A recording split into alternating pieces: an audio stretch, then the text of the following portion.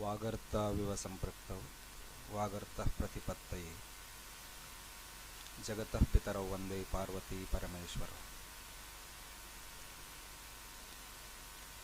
ಅದ್ಭುತವಾದಂಥ ರಮ್ಯ ಮನೋಹರ ಈ ಭವ್ಯ ಜ್ಞಾನ ವೇದಿಕೆಯನ್ನು ಅಲಂಕರಿಸಿರುವಂಥ ಎಲ್ಲ ಪರಮಪೀಠಾಧಿಪತಿಗಳ ಅಡಿದಾವರಿಗಳಲ್ಲಿ ನತಮಸ್ತಕನಾಗಿ, ಅದರಲ್ಲೂ ಈ ಮಹಾಸಂಸ್ಥಾನದ ದಿವ್ಯ ಕ್ಷೇತ್ರ ಹರಿಹರಪುರದ ಶ್ರೀ ಶಾರದಾ ಪರಮೇಶ್ವರಿ ಲಕ್ಷ್ಮೀ ನರಸಿಂಹ ಶಾರದಾ ಪೀಠದ ಶಂಕರಾಚಾರ್ಯ ಶ್ರೀ ಶ್ರೀ ಜಗದ್ಗುರು ಸಚ್ಚಿದಾನಂದ ಸರಸ್ವತಿ ಮಹಾಸ್ವಾಮಿಗಳ ಸನ್ನಿಧಾನಗಳಲ್ಲಿ ನತಮಸ್ತಕನಾಗಿ,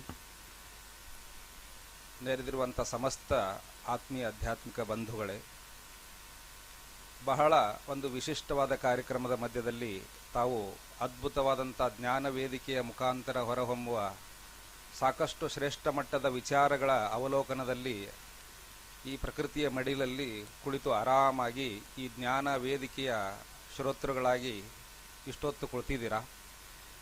ಆದರೆ ನಿಮ್ಮ ಸಮಯ ಮತ್ತು ಸಹನೆ ಕಡಿಮೆ ಆಗ್ತಾ ಇದೆ. ಆದ್ದರಿಂದ ನಮ್ಮ ಮಾತಿನ ನಿಯಂತ್ರಣವನ್ನು ನಾವು ತಂದುಕೊಂಡು ಆದಷ್ಟು ಸಂಕ್ಷಿಪ್ತವಾಗಿ ನನ್ನ ಕೆಲವಾರು ಭಾವನೆಗಳನ್ನು ಈ ಸಂದರ್ಭದಲ್ಲಿ ಹೇಳೋದಕ್ಕೆ ಇಷ್ಟಪಡ್ತಾ ಇದ್ದೀನಿ. ಮೊಟ್ಟ ಮೊದಲಿಗೆ ಜಗದ್ಗುರು ಶಂಕರಾಚಾರ್ಯ ಸಚ್ಚಿದಾನಂದ ಸರಸ್ವತಿ ಸ್ವಯಂ ಪ್ರಕಾಶ ಸಚ್ಚಿದಾನಂದ ಸರಸ್ವತಿ ಮಹಾಸನ್ನಿಧಾನಗಳವರು ನನಗೆ ಕರೆಯಿತ್ತು ಈ ಕಾರ್ಯಕ್ರಮಕ್ಕೆ ಬರಬೇಕು ಅಂದಾಗ ಬಹಳ ಸಂತೋಷಪಟ್ಟೆ. ನಾನು ಅಷ್ಟೇ ಅಲ್ಲದೆ ನನ್ನೊಂದಿಗೆ ಬೆಂಗಳೂರಿನ ವೇದಾಂತಾಶ್ರಮದ ವಿವೇಕಾನಂದ ವೇದಾಂತಾಶ್ರಮದ 80 ಭಕ್ತರೊಂದಿಗೆ ಈ ಕಾರ್ಯಕ್ರಮದಲ್ಲಿ ಬಂದು ಭಾಗವಹಿಸ್ತಾ ಇದ್ದೇನೆ. ಇದಕ್ಕೊಂದು ಅರ್ಥ ಉಂಟು.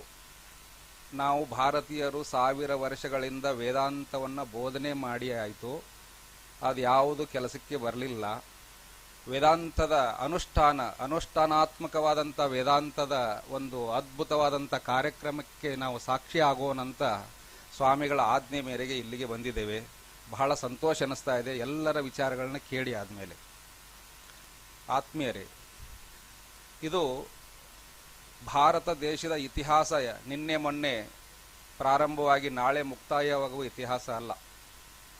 ಕೆಲವರು ನಮ್ಮ ಚಕ್ರವರ್ತಿಗಳು ಹೇಳಿದರು 25,000 ವರ್ಷಗಳು, ಇಷ್ಟೇ ಹೇಳಿಬಿಡೋಣ. ಅದಕ್ಕೆ ಆದಿ ಅಂತ್ಯವಿಲ್ಲದ ಅನಂತವಾದಂಥ ಈ ಬ್ರಹ್ಮಾವರ್ತ, ಆರ್ಯಾವರ್ತ, ಇಲ್ಲಿ ಬ್ರಹ್ಮಜ್ಞಾನಿಗಳು ಅಮೃತಪುತ್ರರು ಇರುವಂಥ ಒಂದು ಅಖಂಡವಾದಂಥ ಒಂದು ದೊಡ್ಡದಾದಂಥ ಆರ್ಯಾವರ್ತ.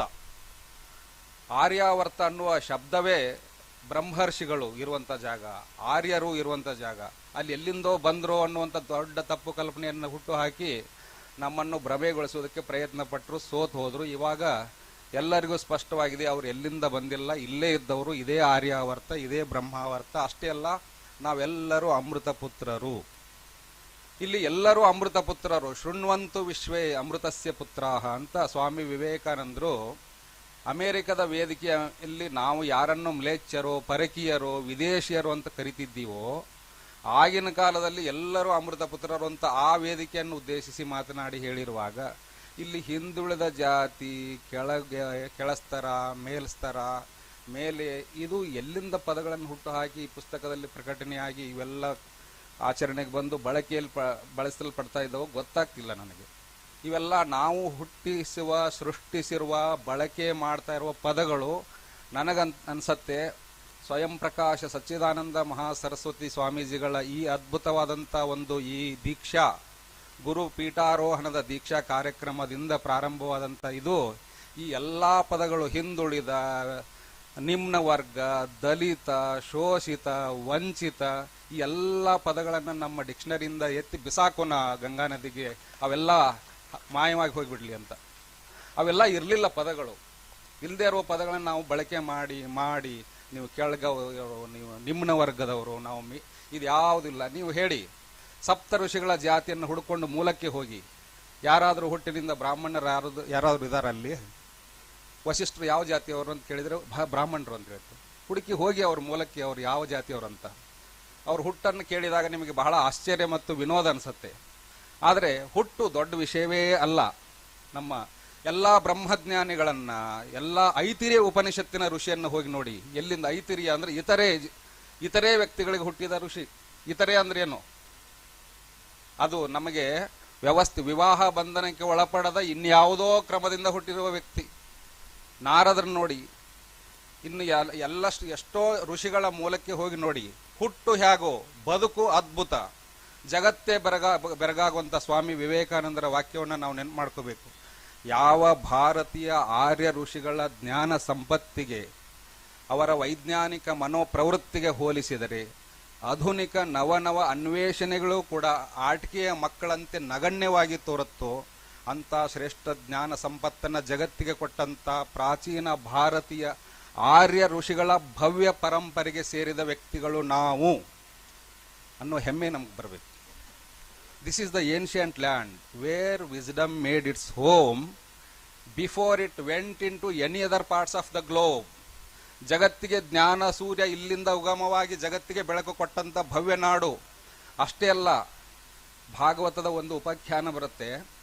ಆ ಉಪಾಖ್ಯಾನದಲ್ಲಿ ನಾವು ಎಲ್ಲ ಅಮೃತ ಪುತ್ರರು, ವಿವೇಕಾನಂದರು ಹೇಳಿದ್ರಲ್ಲ ಅಮೃತ ಪುತ್ರರು, ಇಲ್ಲಿ ಎಲ್ಲಿ ಆಧಾರ ಇದೆ?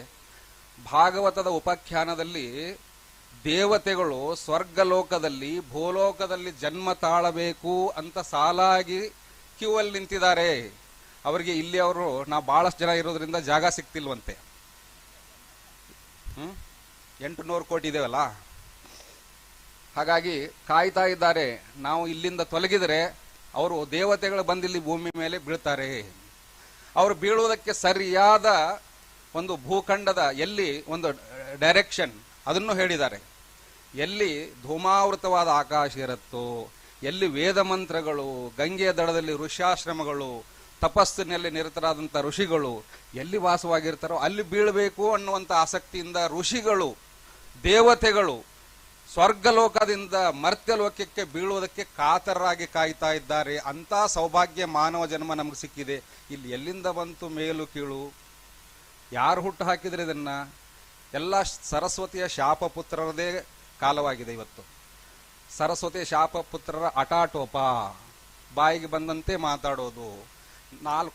ಯಾರಾದರೂ ನಮ್ಮ ಸಮಗ್ರ ಹಿಂದೂ ಧರ್ಮದ ಶಾಸ್ತ್ರ ಗ್ರಂಥಗಳನ್ನು ಯಾರಾದರೂ ಇಷ್ಟು ಜನ ಇದೆವಲ್ಲ, ನಾವು ಪೂರ್ಣವಾಗಿ ಓದಿ ಮುಗಿಸಿದ್ದೇವೆ ಅಂತ ನಾವು ಪೀಠಾಧಿಪತಿಗಳು ಹೇಳ್ಕೊಳ್ಳೋಕ್ಕಾಗಲ್ಲ, ಕುಳಿತುಕೊಂಡಿರುವಂಥ ನಿಮಗೂ ಆಗಲ್ಲ. ಅಷ್ಟು ಅನಂತ ಜ್ಞಾನ ರಾಶಿಯ ವಾರಸುದಾರರು ನಾವು.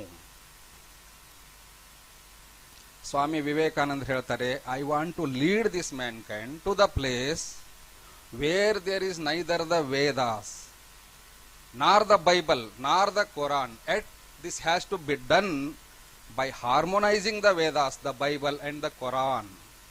ಈ ಮಾನವ ಜನಾಂಗವನ್ನ ಈಗಿರುವ ಸದ್ಯದ ಸ್ತರದಿಂದ ಮಹೋನ್ನತ ಉನ್ನತೋನ್ನತವಾದಂಥ ಉನ್ನತ ದರ್ಜೆಗೆ ದೇವತೆಗಳು ನಾಚಬೇಕು, ದೇವತೆಗಳು ಮಾನವರು ಅಂತ ಕನ್ಫ್ಯೂಸ್ ಆಗಿ ಹೋಗ್ಬಿಡ್ಬೇಕು.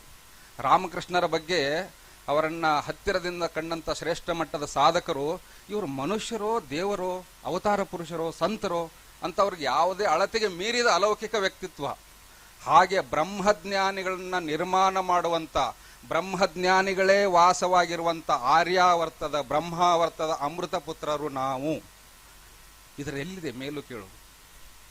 ಅದಕ್ಕೋಸ್ಕರ ಸ್ವಾಮಿ ವಿವೇಕಾನಂದರು ಹೇಳ್ತಾರೆ, we must go out and conquer the whole world through spirituality, through our culture.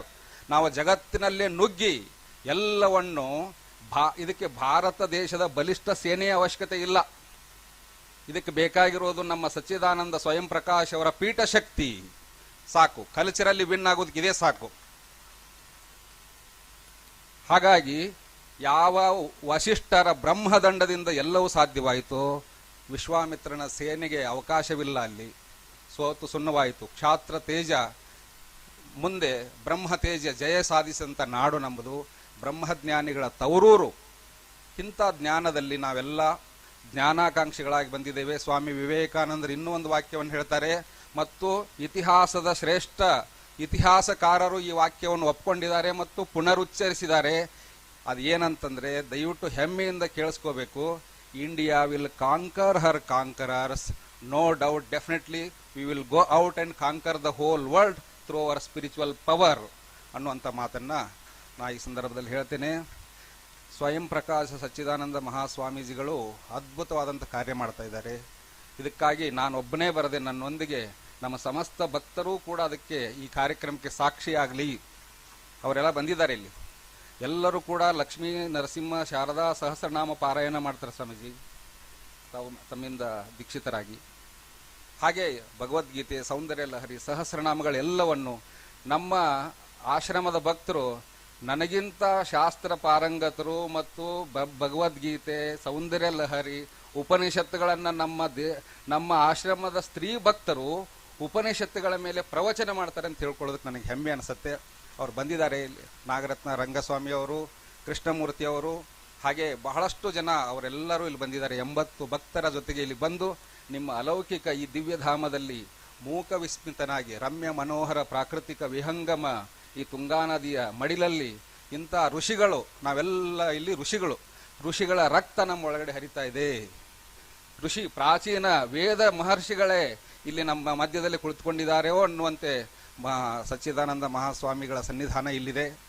ಅವರ ಅನುಗ್ರಹದಿಂದ ನಾವೆಲ್ಲ ಪರಮ ಪಾವನರಾಗಿದ್ದೇವೆ. ಸಾಕಷ್ಟು ವಿಚಾರಗಳು ಈ ವೇದಿಕೆಯಿಂದ ಹೊರಹೊಮ್ಮಿದೆ. ಇದಕ್ಕೆಲ್ಲ ನೀವೆಲ್ಲ ಬಹಳ ಸಂತೋಷ ಪಟ್ಟಿದ್ದೀರಾ. ಸಮಯ ಸರಿದಿದೆ, ಆದ್ದರಿಂದ ನನ್ನ ಮಾತನ್ನು ನಾನು ಸಂಕ್ಷಿಪ್ತಗೊಳಿಸಿ ಮುಗಿಸ್ತಾ ಇದ್ದೇನೆ. ಹರಿ ಓಂ ತತ್ಸ. ಪರಮ ಪೂಜ್ಯ ಶ್ರೀ ಶ್ರೀ ಶ್ರೀಮತ್ ಸ್ವಾಮಿ ಅಭಯಾನಂದಜಿ ಮಹಾರಾಜರವರಿಗೆ ಸಾಷ್ಟಾಂಗ ಪ್ರಣಾಮಗಳೊಂದಿಗೆ ಧನ್ಯವಾದಗಳನ್ನು ಅರ್ಪಿಸ್ತಾ